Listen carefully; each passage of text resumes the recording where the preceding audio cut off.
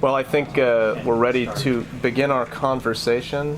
Thank y'all for attending. I do see some new faces, some folks that haven't been to Tower Center events before. So if you're new, if this is your first time here, thank you for joining us.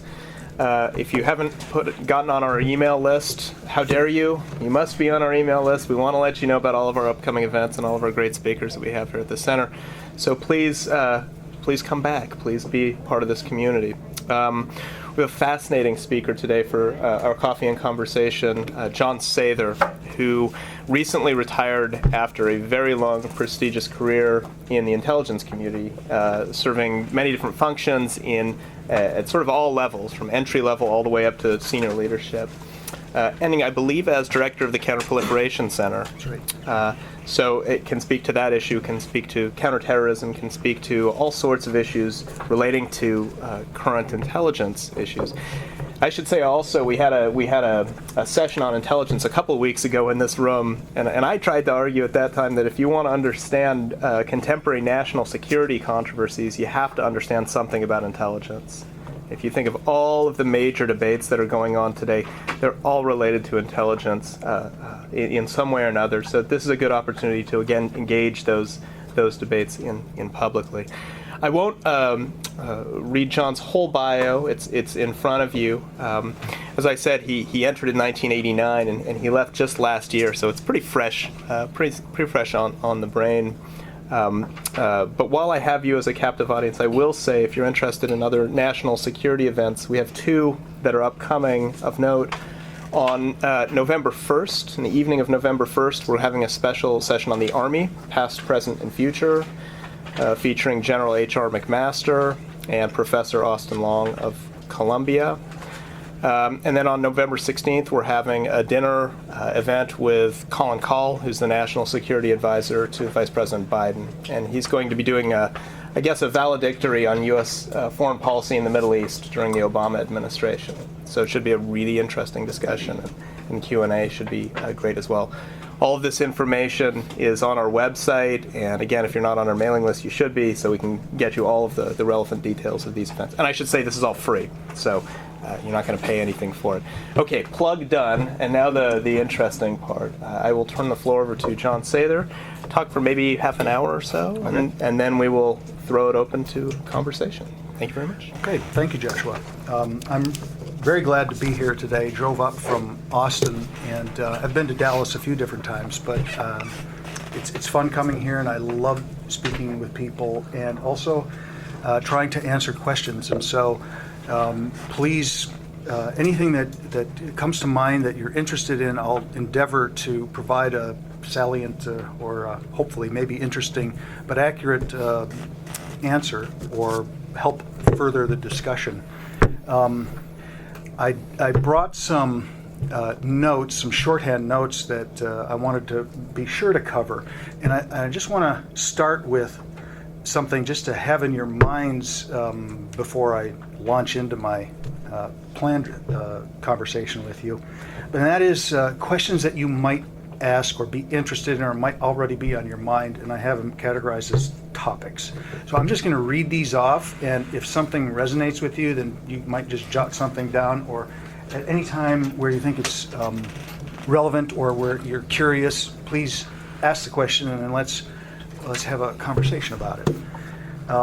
So I have the North Korea nuclear activity, Iran's nuclear activity, and the JPOA, the Obama administration's deal with the Iranians not to enrich uranium or not to go toward weapons-grade uranium. Drone strikes, enhanced interrogation methods versus drone kill strikes. What's the difference? Capture, detain, interrogate. Snowden. There's a whole range of topics associated with Snowden having to do with civil liberties. On CT, on counterterrorism, do we identify our enemies as simply Al-Qaeda or ISIL? And or do we put a more fine finely pointed name on a rather extreme degree of Islam. And how important is it for us to be able to name and articulate our enemies who would see this country gone?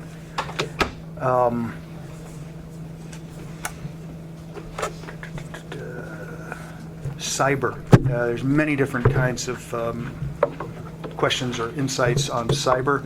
One of my jobs was as a deputy director in our counterintelligence center in CIA, and cyber, both in terms of what we do offensively and what we do defensively to protect our sources and methods and our people within the agency and our operations, is something that I worked on, and I'm interested in any questions that you might have on cyber activities. And so anything else as well that you come up with. So I'll start with just a brief background on who is this person in CIA. So I mentioned to a few of you folks already that originally I come from Minnesota, northern Minnesota, small town, very small town in northern Minnesota. And went to school, went to university in Minnesota, worked at a newspaper for a couple of years, and decided that I had to leave and do something different and exciting and bigger and something bigger than me. And so I joined the Air Force, and in the Air Force I became a Russian linguist and learned Russian, and was posted in England, RAF Mildenhall, for a couple of years, and we flew missions over the Baltic and the Barents Sea back in the Soviet days, early or mid 80s. If you remember, Matthias Roost landed the Cessna on Red Square back in the day, and we were flying during that day when he landed, avoided all the radar of the Soviet Empire, and landed in Red Square. But it was during that time that I became familiar with the agency, and more out of a point of curiosity, because on the products that we would write of SIGINT products, the addressee, or some of them would be, the two line would be COS somebody, COS Moscow, COS Riyadh, and like, who are these people? So I asked someone, and it's, well, it's a CIA station chief, chief of station in Moscow, chief of station in Riyadh. And so that kind of, then I began to pull the thread in that tapestry over the couple of years to come, and ended up meeting others and becoming involved in an operation that we had contact with the embassy in London, and therefore met some interesting intelligence people. Anyway, became very interested, applied to the agency, and heard nothing for a year. Not anything, nothing. Didn't even get a receipt that they had gotten, so but I had learned Russian in the Air Force, but I couldn't really speak it. I was proficient at listening, and that was our major job as a SIGINT operator. And I wanted to really get good at the language. I wanted to speak well in Russian. And so I went to a school in Vermont called Middlebury, and took the summer immersion course, where you take a vow to only speak the language that you're targeting, in my case Russian, for like 3 months or something like that. And that then brought over the hurdle of being able to communicate. And I mentioned to Joshua and his class the last time, but it bears mentioning here too, because at the end of the course, then we could speak English with one another. And I met entirely different people than I had met in Russian.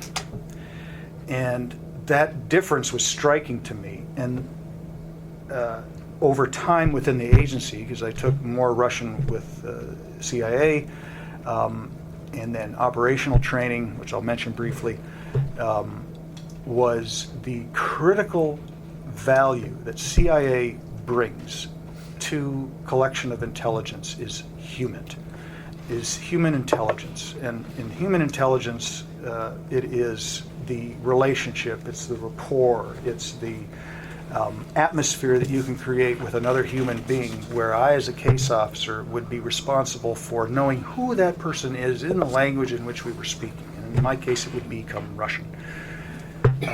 And it couldn't be like it was in Middlebury, where I spent 3 months with people that, So that was an eye-opening, a learning time for me, certainly, that brought home the importance of getting to know and understand a human being, and therefore having the time necessary with that human being to establish a level of interest in one another, sincere, not baloney, candid, honest, we would say, stay as close to the truth as possible because there's less to remember.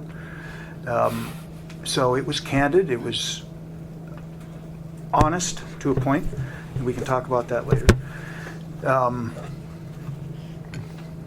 But as I've mentioned, the most important element is the developing relationship with a human being that is willing to become a spy for the United States of America, where he or she will be put to death if they're captured for espionage. So we're asking them to commit espionage on behalf of the United States of America, and to be able to get to that question when you actually pitch the asset, you must know and have the depth of understanding of who that person is, and they, to a degree, of me, to be successful. So I mentioned to Joshua, we had married and have 3 children. So we have had several overseas tours. Moscow was our first tour. And then our next tour was London, and then we were in the Balkans during the war and after the war, and then back in headquarters for some years, and then we went back out into the field, into the European theater afterwards, to Oslo, Norway. And I was chief of station in 2 of those places.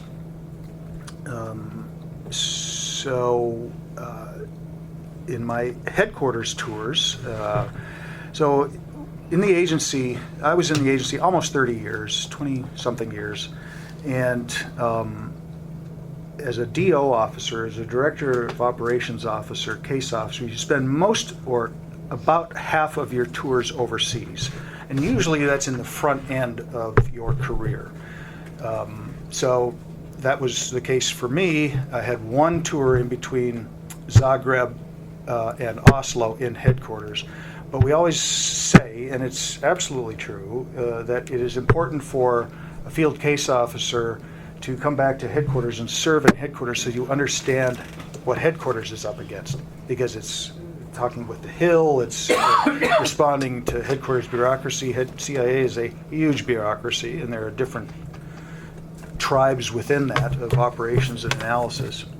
So served in headquarters during that time as chief of the Balkans group, and afterwards returning from Norway was chief of operations for Europe, and then I was chief of operations for a technical unit, and then I was deputy chief of CIC for Counterintelligence Center for CIA, and then my last headquarters tour before retirement was as director of the Counterproliferation Center at CIA. So was fortunate to have some really interesting assignments. The last job as counterproliferations chief, my counterpart was an analyst, so operations and analyst. He was the director of the analyst corps. And he and I became good friends, but he started with about 20 years of knowledge into WMD, into weapons of mass destruction, nuclear, chem, bio, plutonium, uranium, 238, and so on and so forth. And I started from 0, which is typical for operations officers. You start from the very beginning. You don't have to have experience in that, but you learn quickly. And the first thing I learned was, who are the people that I know that I can learn from? And as a matter of fact, the first day that I was director of CPC, Counterproliferation Center, General Petraeus, Director Petraeus, had been director of CIA for about a month. And I was to go up and brief him on every operation that we had going on in North Korea. And this was day 1. and I had no earthly idea. But I knew someone who did know, and then we went up and we put together a briefing and made it. And there are lots of interesting conversations we could have about the personalities within the CIA, known and unknown. But let me tell you that I have a great deal of respect for Petraeus, for his service and for his humanity and as a human being, and none of us are infallible. But he was a really interesting guy, but very formidable to be. The way we would do it is I would sit there, and the director would be sitting there. So we use the sides of the table for the heads of entities.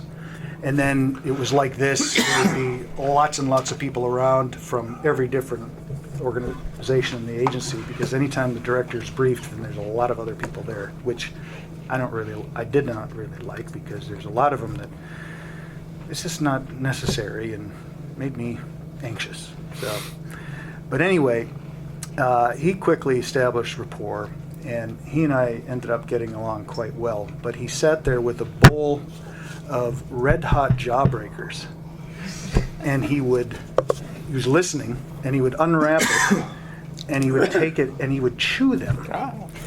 And, it's for effect, I suppose. But then there came a time, sometime a few weeks, months down the road, where he stopped doing that because he broke a tooth.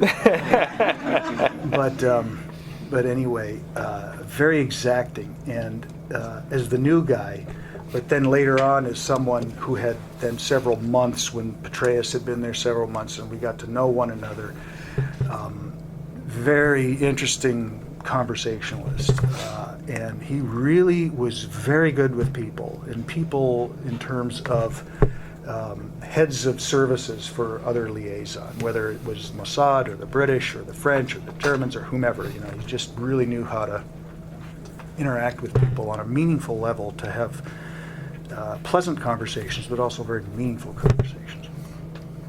So what is the role of intelligence collection in the safety and security of our country? My perspective is from that of a human officer, a human intelligence officer. Spot, assess, develop, and recruit agents or spies, agents, assets that will be of an intelligence value for the United States. Today, the most important discipline within the agency is the use, the discipline and the use and the collaboration of all source intelligence. So it's not just about HUMINT. Sometimes HUMINT is really great, but most of the time it's the direct phone call SIGINT between two heads of state, and or imagery of preparations for nuclear detonation and or rocket launch in North Korea.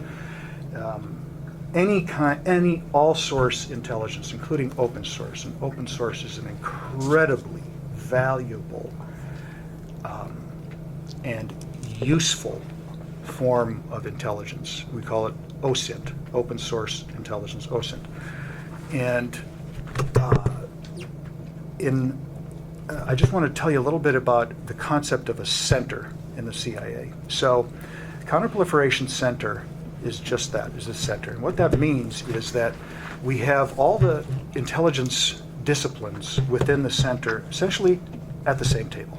So we'll have SIGINTers, people that do HUMINT, people that do imagery and GIS, open source in a huge way, analysts, technicians, targeters, all the different professions and disciplines necessary to conduct an operation takes all of those.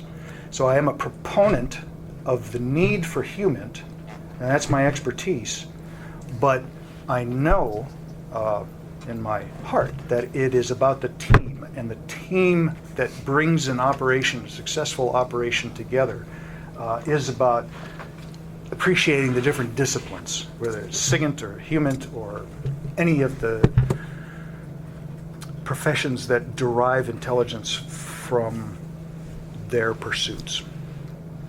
It's in that team where you can crack the hardest targets. If it's North Korean nukes, insular hermit country. How do you, everything for us is about access. So when you develop an operation, it's what is the access that we have to that target? There's no access in North Korea, and they are antagonistic. We just did a flyover on the 39th parallel. We're demonstrating some muscle. The leader, probably a degree of insane, but according to who? And he's got a nuclear weapon, and he's probably got a rocket that is capable, a missile that is capable of having a nuclear payload. So what do we do about that when there's no access? What do we do about that when the Chinese aren't willing to take measures? They give $500 billion worth of food a year to North Korea. Can they cut that off to twist their arm? Nah. How do you do that? So right now, how we are at least pushing that back as policy, with Intel contributing, is by significant demonstrations of U.S. power. And that is the exercises for the Navy in the South China Sea, the flyover of long-range heavy bombers. But that's not the answer. They have nukes. They could use them. What do you do about that? It's about access. Can't recruit a nuclear scientist in North Korea because he never travels out. We can't do some kind of sabotage operation with the maraging steel that they use to build their centrifuges because they build it there. We can't doctor compounds that go into making some of the more arcane elements of a nuclear centrifuge because they have those minerals in North Korea, or they get them from the Chinese, or they have operations that run them that we can't find or that we have difficulty finding. So what do you do about that? And those kinds of questions I would ask on a daily basis. But it was the president and the policymakers, the president, the principals committee, the deputies committee, saying, CIA, do something about this. What are you going to do about this? So we can talk more about that. But my point in that brief digression was the idea of a center, and to conduct those kinds of operations that require developing some creative but effective and hide the U.S. hand and be careful across a wide array of issues. You only do that with various disciplines. And sometimes, with a lot of hard work, you get a little bit of luck. And so we've had that sometimes. There's several, I'm sure you're familiar with the organogram of the CIA, but the ones that I'm referring to today are, the director and then the deputy director. And then there's the Directorate of Operations and the Directorate of Analysis, and that's really what I'm talking about here today. And then there's DS&T, Director of Science and Technology, and admin and security and so forth. So it's a large organization. But the DO and the DI do the intelligence work. The DS&T does what you would expect them to do: develop science and technology, make use of science and technology to develop intelligence and/or to be used within intelligence operations. So I'm focused on the Director of Operations, the DO, and the Director of Analysis. The center is combined of both of those, and so my counterpart was a senior analyst, and he's actually still there. So from my perspective, the collection of intelligence from human beings is the lifeblood of the CIA. It's in the DNA. It is one of the most significant tools. Again, this is my perspective as a DO case officer, the value of human. And I just explained to you the importance of the whole team. But my focus is on human. And so what compels someone to want to conduct espionage against their country for the benefit of the United States? So beginning in training, we go through all sorts of various training. I'll characterize some of it. But there are many different exercises and that we go through in the several months that we're at the facility. But to recruit a source, an agent, an asset, all of those are like synonymous, and we use them interchangeably, is essentially a pattern of activity that can be characterized as spot, assess, develop, recruit. And so spot, ID someone, or we know that an individual that works in that institute or within that security service or in that Ministry of Foreign Affairs as a diplomat or an agent or another spy for the SVR or the FSB or the MSS in China, counterparts to CIA, FBI. Those are targets. But what of other targets? How do we, so for those individuals, you can see that it's patently they're initially a target. So they're spotted. Some of them you can take off your Rolodex. Some of them you can remove from the list because they may work for the Ministry of Foreign Affairs, but not in an interesting position, not in something of access, of interest to the United States that would warrant the risk of a CIA targeting operation to go after that human being. But let's say that there is one that that is, let's just make it up that an individual in an MFA of bad guy country is an IT expert that has access to the information system that the whole ministry uses, including inside that hostile country capital and with all their diplomatic organizations overseas. That's a target. A human being.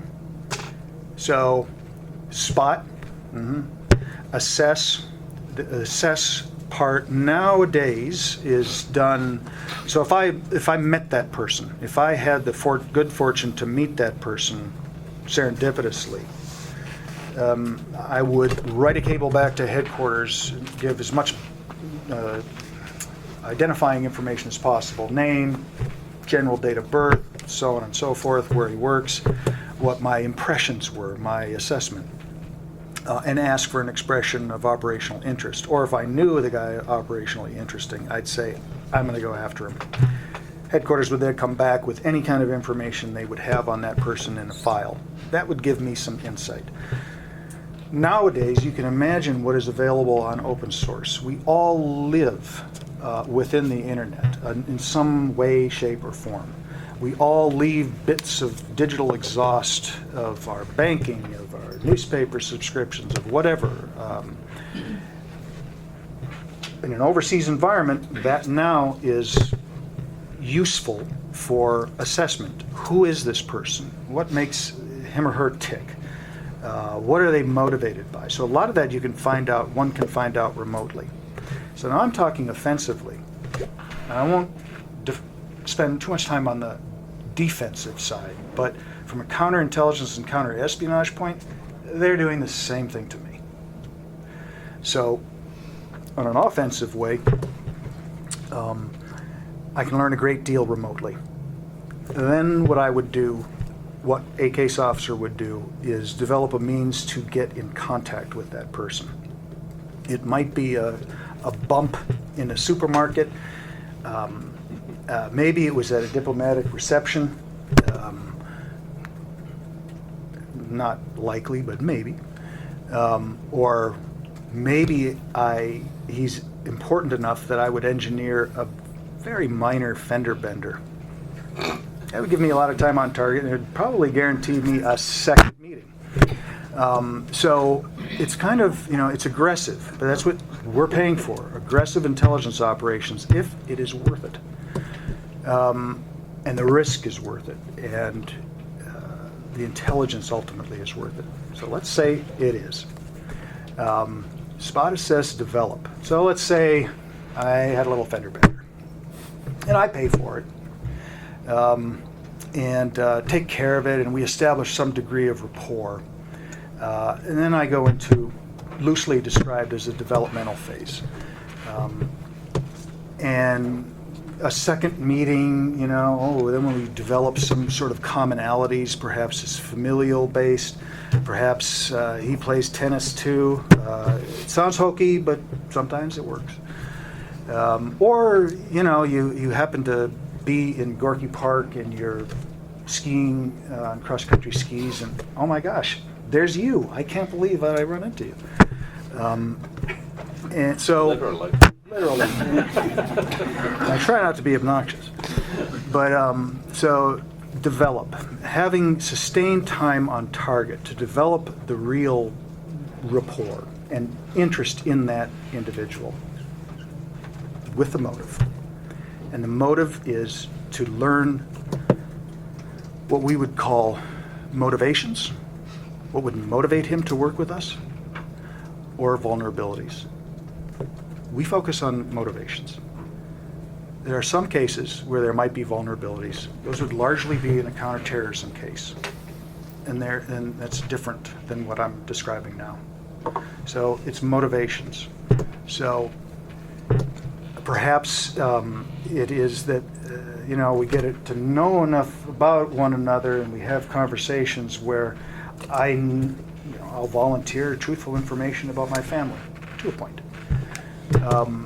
And depending on the reciprocation, there's the little dance back and forth. But pretty soon, with a successful operation, there's rapport set there. And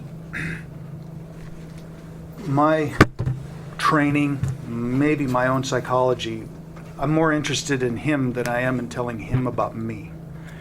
And so I learn about what might be motivating him. Maybe his mother is ill and requires something. Maybe his children need a college education.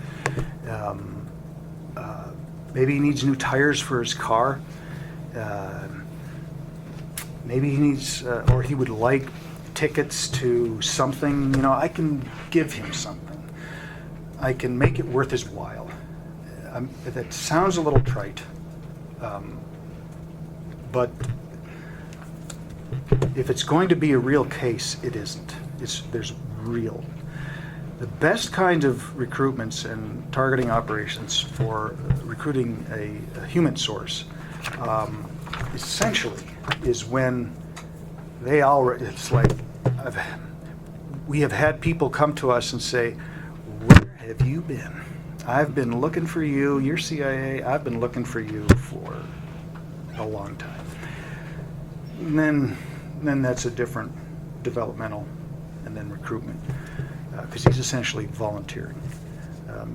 But as we go forward, pulling him in, at the same time addressing his motivations, obtaining a level of willingness he is to tell me about his access to that information system that is connected to the MFA. Let's say he's very chatty, NER. And you can see where this is going. So spot, assess, develop, recruit. So we get to a point where,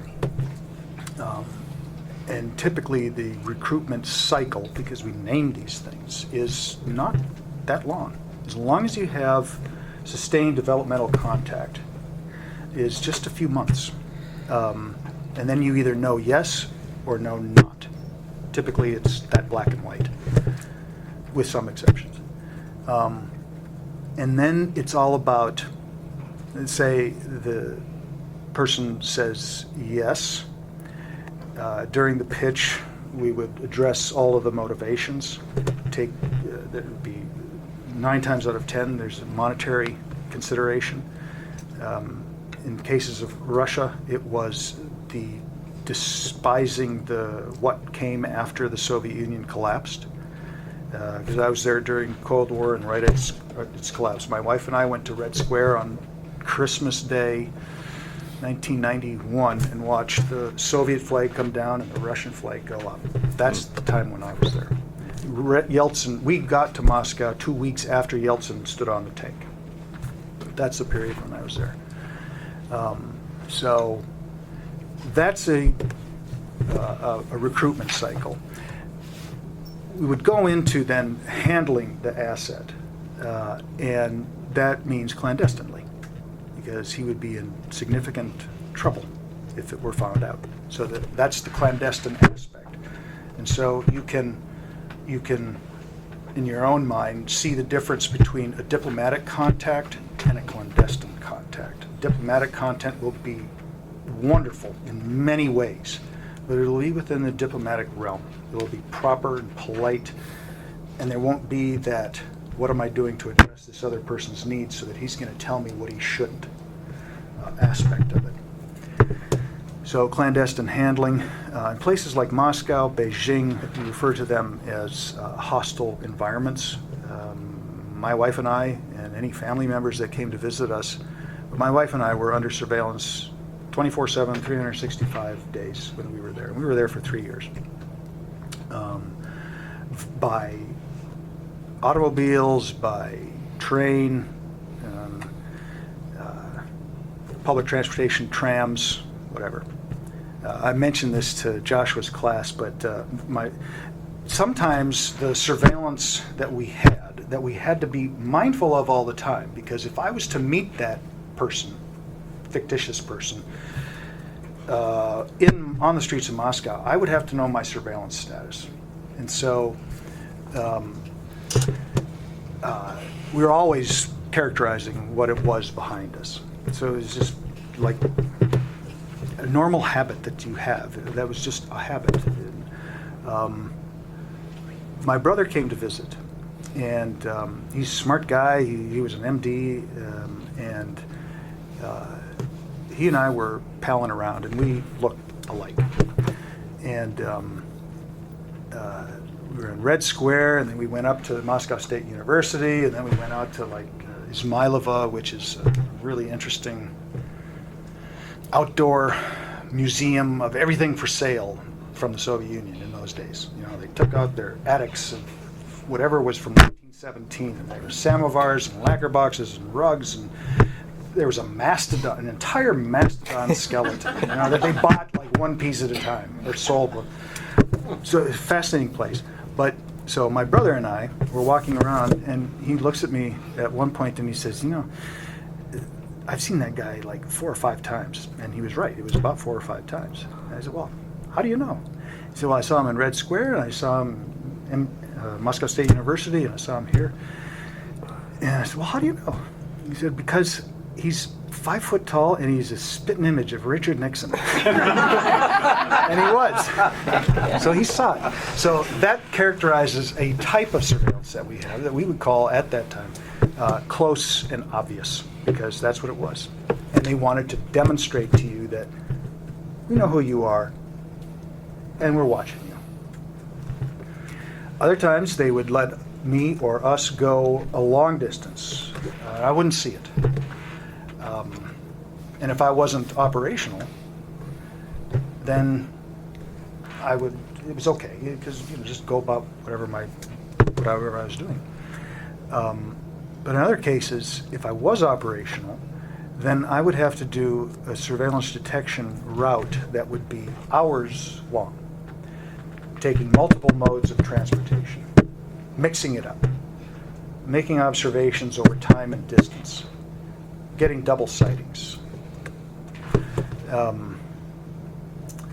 And then, if I was black or not under surveillance, then I could undertake what I needed to undertake. And maybe it was a brush pass with the MFA guy, or maybe it was a phone call, or maybe it was to put something down or make a signal. But you had to know your surveillance status at all times. And the COS, the chief of station, would make a determination based upon continuous conversations within the station environment of what kind of surveillance do you have, and you would tell them. All of us would. What is a station environment like? It's great. There's a room like this, and maybe we're sitting around like that, and it's all open, and there's laptops and bumping elbows with everybody, and there's a lot of good camaraderie. every station that I worked in or led, we had good esprit de corps. You could walk in and you could see the energy of stations that were clicking on all 6 cylinders, or if they weren't, you could see that pretty fast too. One of the guys arrived maybe 3 months after we did, and he did not have surveillance for a year. All of the rest of us had surveillance. We didn't know at that time, but Rick Ames had divulged all of our names of the new case officers in Moscow, first-year case officers, to the Russians. So we were busted, but we didn't know that then. But they did. And so they deliberately did not put surveillance on this guy, we found out later, because they wanted to dig at the esprit de corps, because they knew that one person not getting it when everybody else is excluded.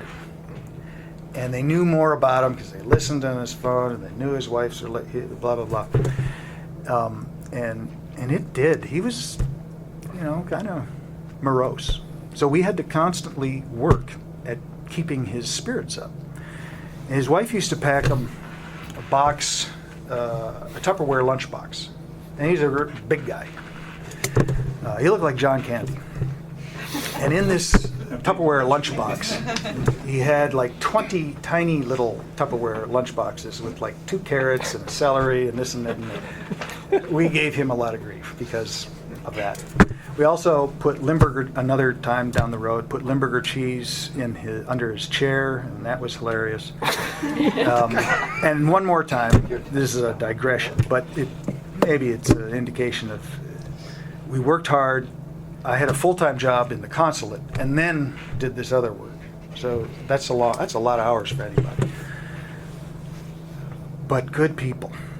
And so in the station, we have a shredder, and it's not like a shredder you buy in Target or wherever, where there's the strips of paper. It munches it up into like paper mache paste kind of thing. And so we all had authorized a small shipment of American groceries and consumables, and he got a case of Lucky Charms. And he wasn't there one day, so we opened up his Lucky Charms, opened up carefully, surreptitiously, the flaps and seals, and we poured all the Lucky Charms into a big bag and kept them pristine, but then filled it with paper shreddies, and then put it carefully back together again. And it was like a month that went by, and he didn't say anything. Finally, he said something, and he erupted, and he was so mad when he came in, but we laughed, Well, it was about that time, so we kept his spirits up, and he was an awesome guy anyway, but he got surveillance almost a year to the day that he arrived, and he was so happy, because that dominated. Every day when we would go into the station, we would be talking about, well, what did you see last night? What kind of car? And typically it was like 4 guys in a little Zhiguli, like a little Fiat, and 4 guys, That's weird. But, so it was funny sometimes. Anyway, he was so pleased that he saw surveillance, and it was just like, a new man. But esprit de corps is critically important because it's a pretty crappy environment. There were road accidents. We would see people killed every day on the way to work. There was absolutely no social system left in Russia, in Moscow. People were destitute. We stood in line to get bread. And if there was no bread, there's no bread. People didn't eat. And it was babushkas, and it was a terrible time. So that also reflected on some of the intelligence services for us, because it was an awful time for them too. It was post-apocalyptic. The Soviet Union was gone. They were desperate. And so I mentioned to you the recruitment cycle, but the main way that we get intelligence sources is through volunteers. People that volunteer, that walk in. And during that time, after the demise of the Soviet Union, this is 91, 92, 93, their services were so morose and so on their back heels that There was a disorganized esprit within the FSB, the SVR, their equivalents of FBI, CIA. And so they came to us. It wasn't, so that's a window of time. It wasn't long before they then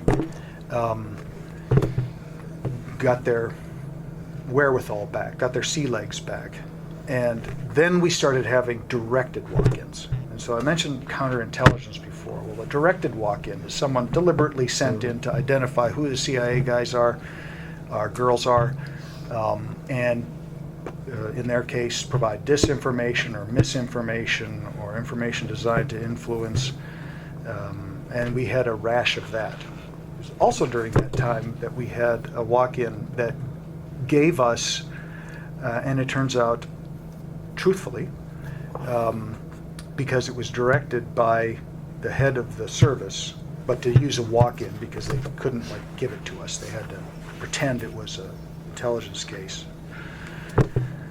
The plans for the embassy that was bugged. You'll recall that the embassy in Moscow was just thoroughly wired. The Americans, we allowed the Soviets to pour the rebar in which they put all the devices, and then that became part of the whole building. The new embassy building was unsuitable for any kind of diplomatic or certainly intelligence work. Because it was just a huge microphone. And ingenious ways, ingenious. The Russians are absolutely genius in creating a very high level, an effective level of a listening device through the most you'd never know ways. Rebar conducting emanations with hollow tubes that go into here. So just wonderfully, we learned a lot. So without a budget, they made magic in targeting the Americans. Can I jump in there on that point? Because this is a time in which Russia basically has no money, and they're doing all of these things on a shoestring in the 90s, which was a terrible decade. Does that experience influence your views of Russian intelligence today, which, if you read the papers, have been quite active in a number of ways? And now they do have resources again. Right? They've had a tough couple of years since 2014, but there's still a budget, a real budget there, not what was going on in the 90s. How much of your experience shapes how you view what's going on today? All of it. I mean, my perception, that of my colleagues and friends, is that Putin, no headlines for anybody here, former intelligence officer, he's going back. He's bringing it back. I mean, they are, and it's quite conclusive. When you have someone like the DNI and heads of intelligence agencies in the United States, and presidents of the United States, alleging or saying that the Russians are behind a hacking of a site of voter registration in, you name the state, that's regime change through covert action, through covert influence, potentially. I mean, so that's a little bit out there, but you can see the mentality of someone from CIA of, they're coming back. They were never gone. There was a period of time when the agency, all of us, we went up to Capitol Hill, to the House or to the Senate, say, you guys are just living in the dark ages, man. The Cold War is over. Don't you know that? And no, it hasn't been. And so Putin, we will see a much more aggressive Russian intelligence activity in the United States. I mean, a couple of years ago, Anna Chapman in New York with the illegals that were wrapped up there, this alleged, or the voter purloining data. They haven't actually manipulated the data, as I understand it, as yet. But just a brief digression in that they're genius in their application of science. I mean, they're not just genius, but they're highly intelligent, very disciplined, and very well educated. And so cyber operations and generally the use of the internet to gain access to information of intelligence value, they are every bit as good as the U.S. every bit as good as the U.S. And they will use it for, like what is coming out potentially can use it to try and manipulate voting. So, I mean, I'm a little bit worried about that in the sense that one of the candidates is saying that if he, if he doesn't win, then definitely there's voter fraud. Well, I mean, it just opens up such a Pandora's box if you think maybe, well, what if the Russians were involved? So that can't lead to good. But, yeah. So I'm going to just make a couple more comments, and I'd just like to open it up to anything that you folks want to speak about.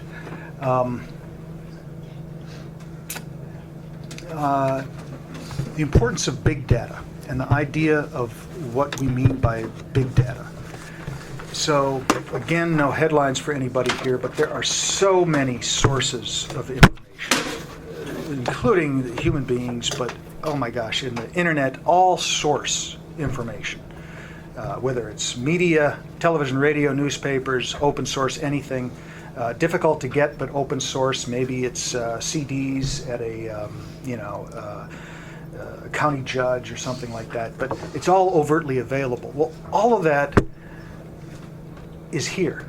We have that.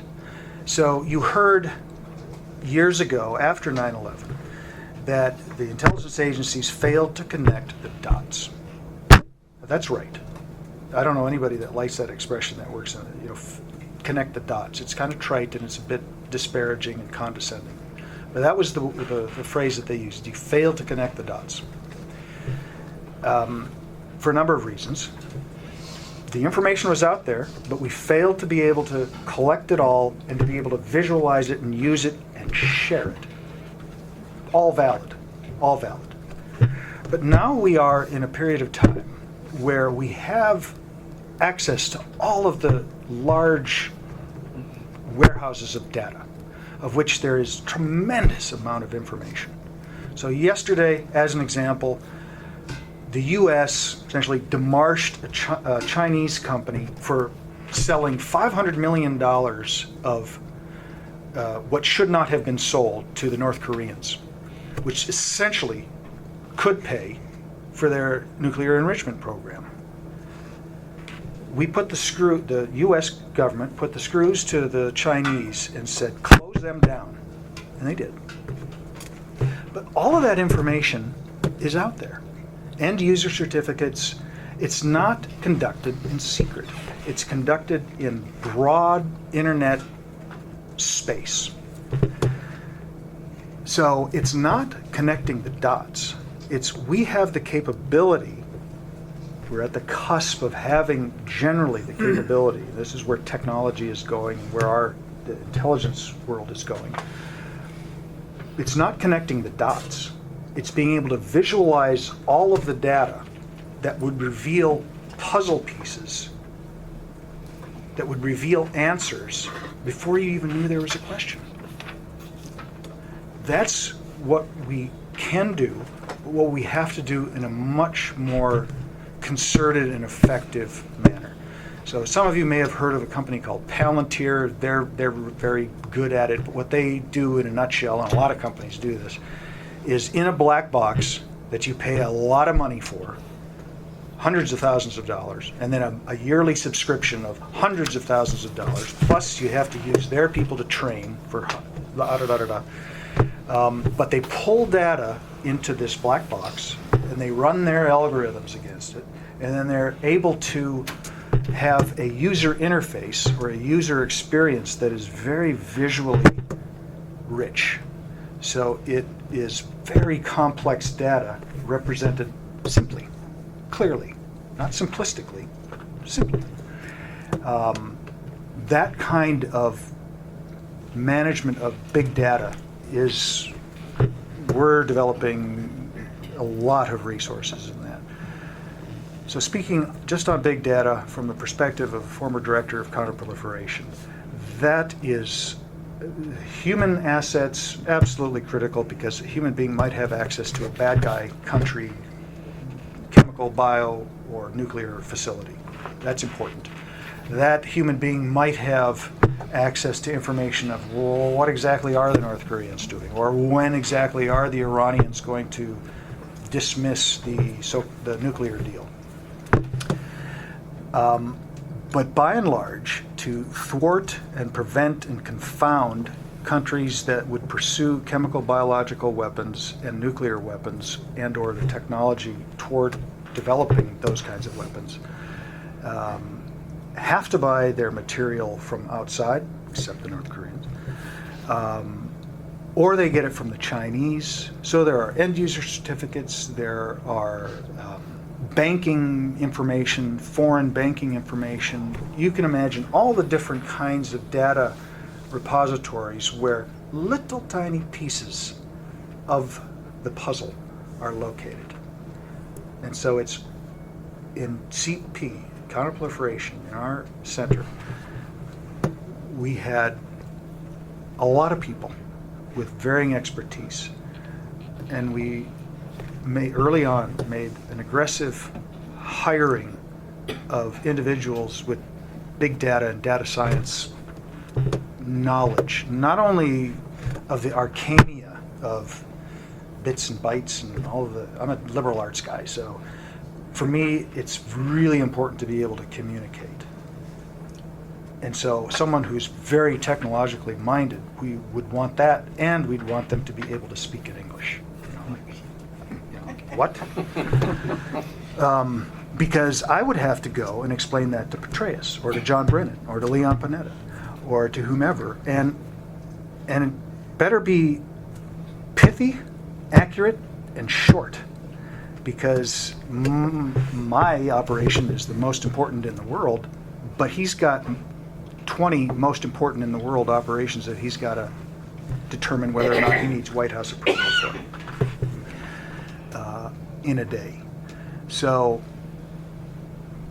being able to communicate that is critically important. Being able to communicate clearly, simply, not simplistically, that is critically important. And I can tell you, the White House situation room is like this. The sit room is a table like something like this.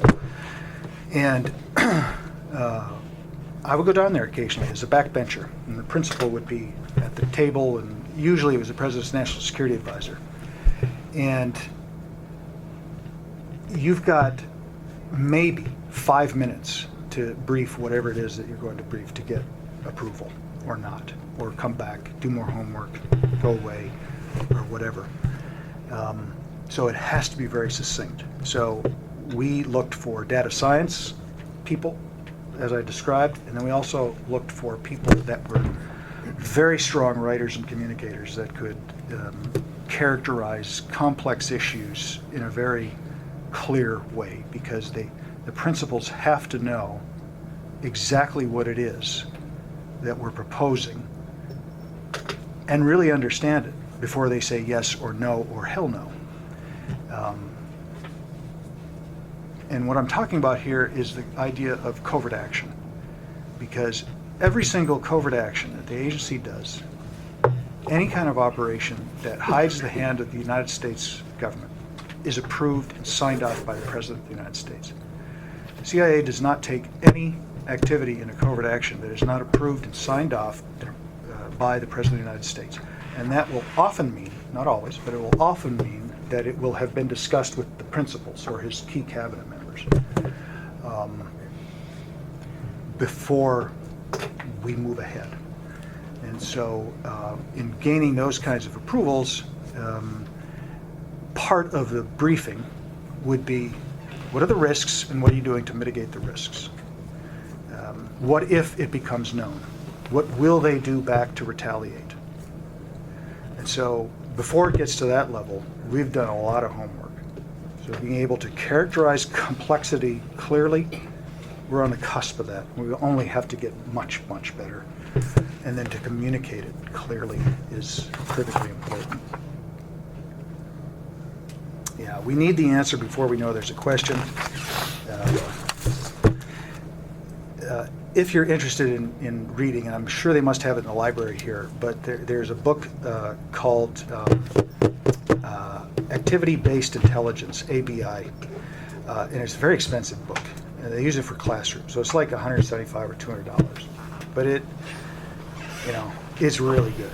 It's a very good book because what it does is describe in liberal arts terms for someone like me the importance of and really where we are in the development of the profession of collection of intelligence.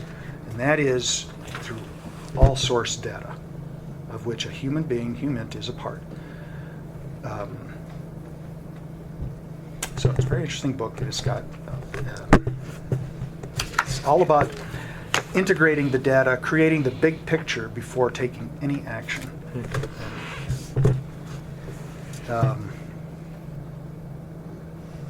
Yeah, I think that any kind of questions that you have, I'd like to try to chat over with you.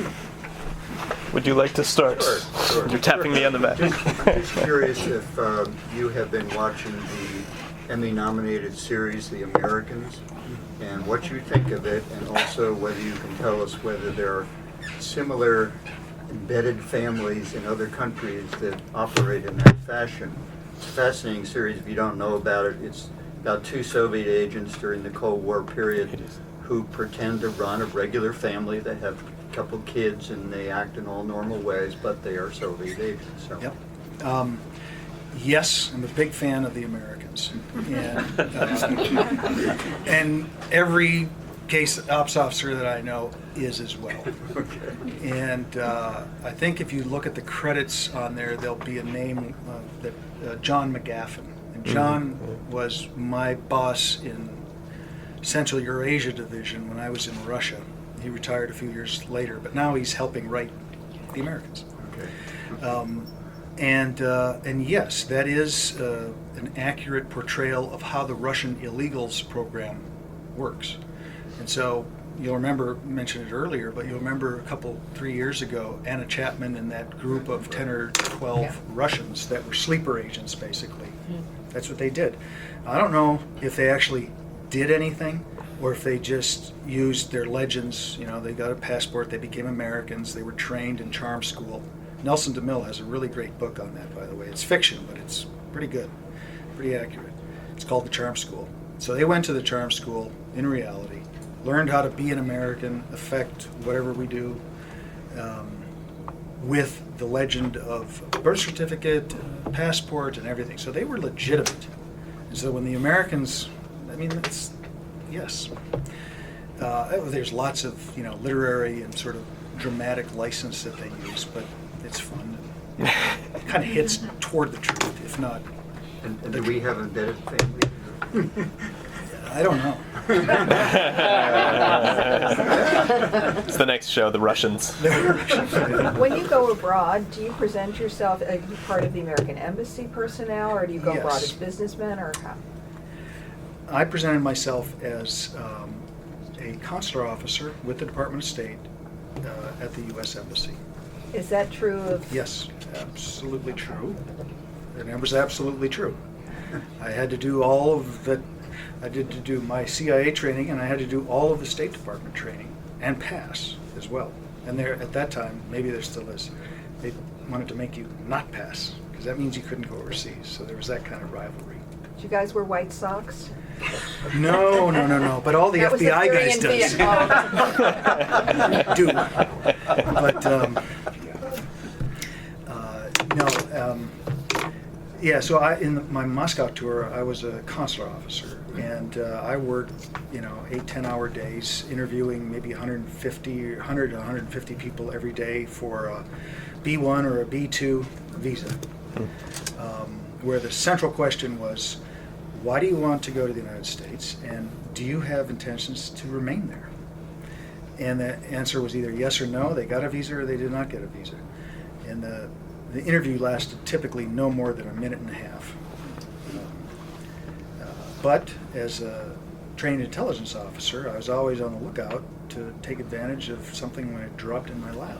And so on the application, it might say that they were associated with something of intelligence interest, and then I would take special interest, and I would have a slightly longer conversation with them. So are all CIA operatives part of the embassy, State Department? Yes and no. Abroad, okay.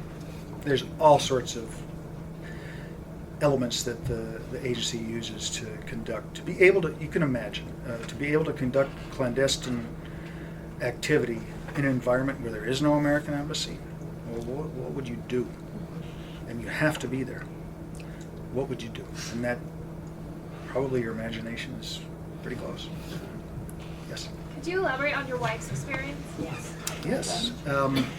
So, first of all, she is a much better Russian linguist than I am. Well, we'll say she didn't have as much training, but she was really good.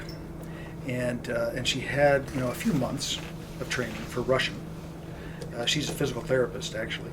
But she had a few months of training for Russian, one-on-one, with a female Russian instructor. And she did really great. Josh and I were talking about this. When I studied a language, I had to push it in.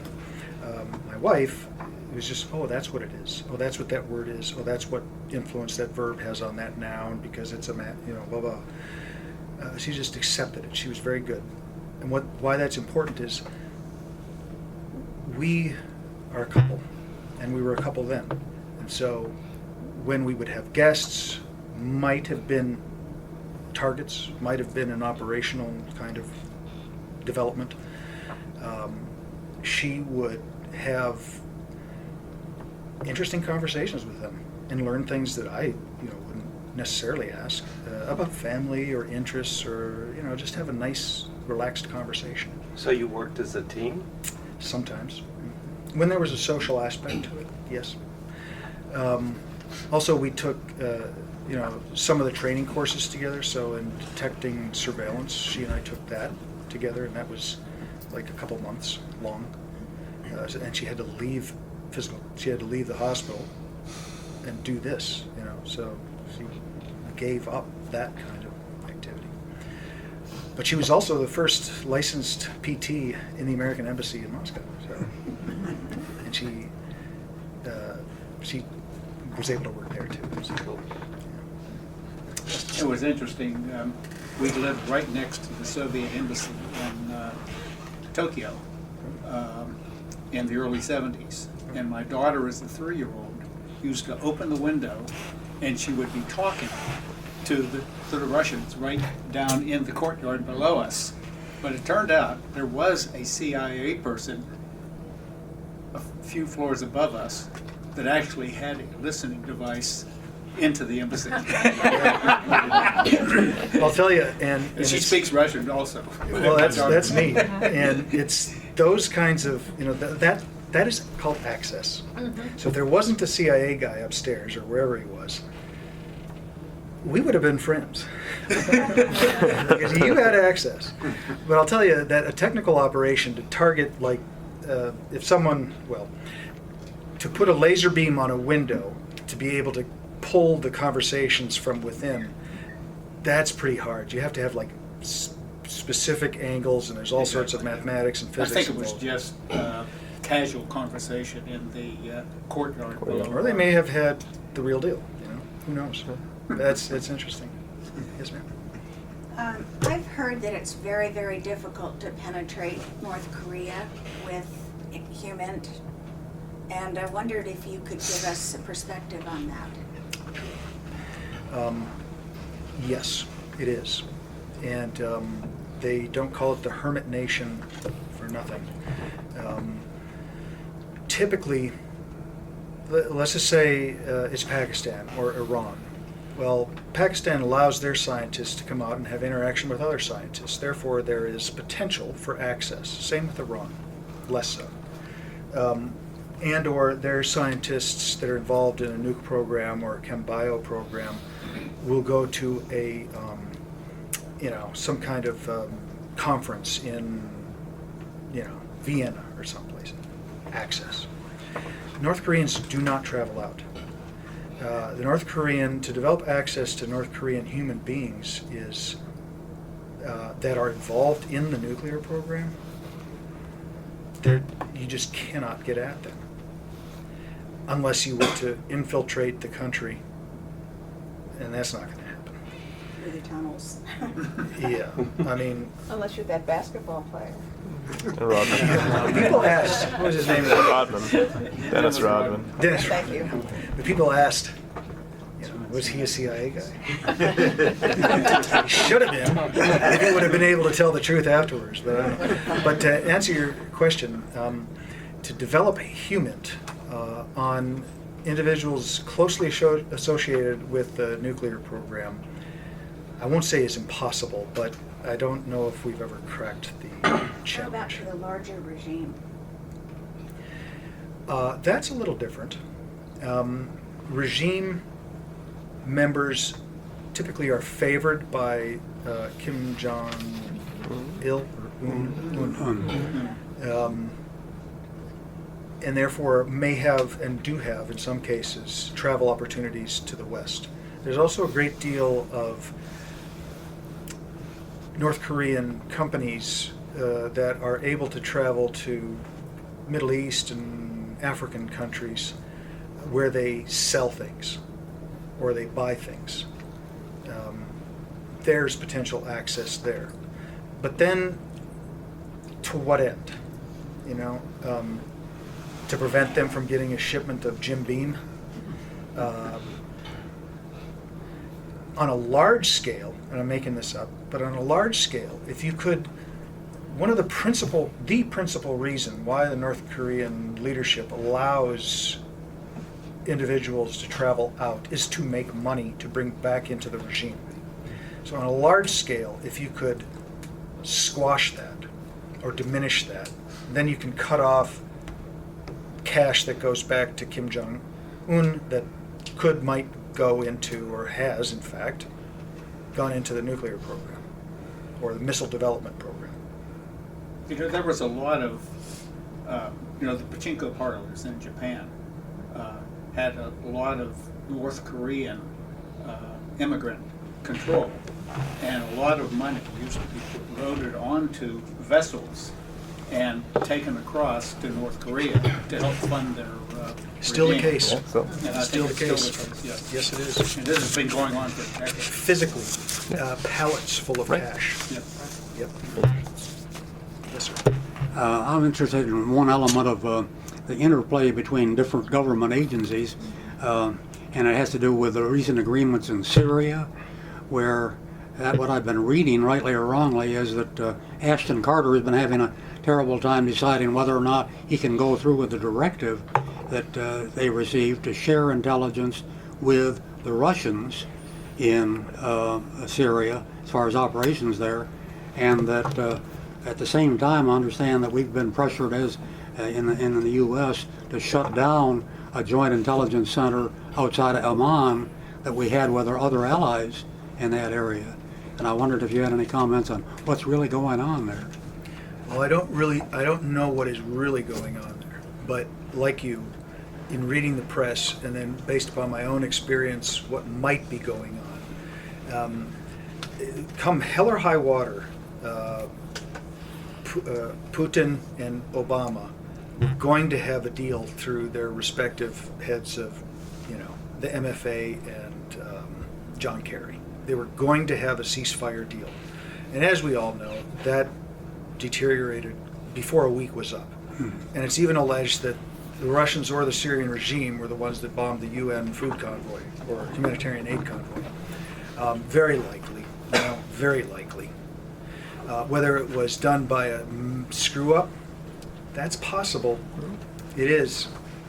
And that happens more often than people would think. When you think that there's a nefarious reason behind it, it might just be a really big screw-up by the Russians. That said, maybe not. So now they have to put that back together again. So from an intelligence perspective, anytime you would share intelligence with the Russians, it has to be very, very specifically oriented for what the objective is. And as you know, Syria, if simply the ceasefire is the objective, and then helping people, that's pretty clear, but not clear enough, evidently. So I don't know if the deal will come on again. I mean, they're working hard to make it do it. President Obama was quite right when he addressed the UN a couple days ago, where he said we as citizens of the United States, but more broadly, need to be empathetic or think empathically on how would you feel if you were a refugee and we weren't expending this effort, energy to create a ceasefire. So I want it to work. We all want it to work. But eyes wide open, I don't see how we can trust the Russians to do this. Well, one of the They have things different motivations. As I understand it, one of the problems was that apparently there had been some laws passed or some presidential directives following Russia's takeover of Crimea that prohibited us from sharing, and that was getting in the way of the most recent directive that we go ahead and share. Yeah, I mean, we typically have a less. We don't combine the entire relationship with the Russians like they do. Our president's red line in Syria, what happened in the Crimea, and then we're trying to make a deal with them on Syria for ceasefire, creating joint intelligence. It just doesn't feel real to me, and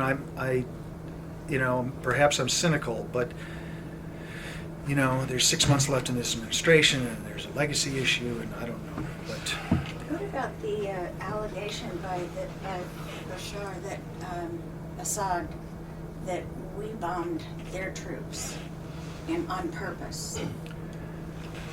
I would be in the camp that I think we really screwed up. If, and I think the military did admit, I don't know, but it's such a mess. There are so many air lanes. It's so much opportunity for real kerfuffle and mayhem and chaos. And when you speak with the heads of our military special ops or heads of command, that's the kind of conversation that you'll have with them, and that is that they are very concerned about friendly fire or blue on blue or the things that can go wrong that will, because it's such a chaotic and messy environment. Some people who defend the Bush administration's invasion of Iraq say that this was due to screw-ups by the CIA, that this was all bad information. I'd like your comment on that, and how much was that of pressure put by the Bush administration on George Tenet to come up with the answers that he wanted? Well, I'll tell you what, there's a very good book that I think comes pretty close to being pretty accurate. It's called the 1% Doctrine. 1% Doctrine. And Ron Suskind. Yeah, Suskind is the author's last name, Suskind. 1% Doctrine, and it's also by a guy named Tyler Drumheller, who was my boss. He was the director. He was the chief of Europe division when I was COPS at that time. So the Iraq WMD deal issue, as we all know, there was no WMD there. The principal asset, human asset, at the time was Curveball. Curveball was a man, an Iraqi, who said that there were these mobile chem-bio labs that were moving around, and WMD was present, and he gave very specific details. In the book, you'll read the litany, and I was in London when we terminated Curveball. That wasn't our name for him, but we terminated him because he was a liar. He was not a truth teller. Later on, and the book goes into good, interesting detail on this,